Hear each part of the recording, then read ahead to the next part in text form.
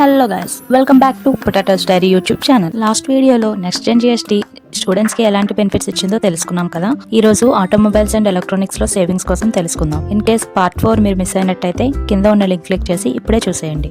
Let's dive into the video. Next Gen GST Reforms Part 5. Next Gen GST వల్ల automobiles and electronics మనకి తక్కువ price కి అందుబాటులోకి వస్తాయి.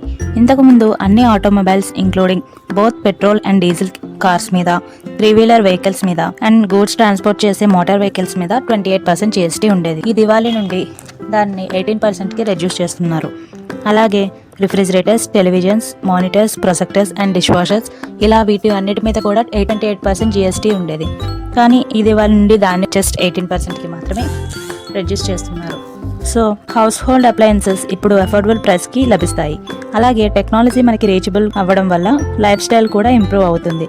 దివాళీకి కొత్త ఎలక్ట్రానిక్స్ కొనాలి అనుకుంటే నెక్స్ట్ జెన్ జిఎస్టీతో ఇదే పర్ఫెక్ట్ టైం.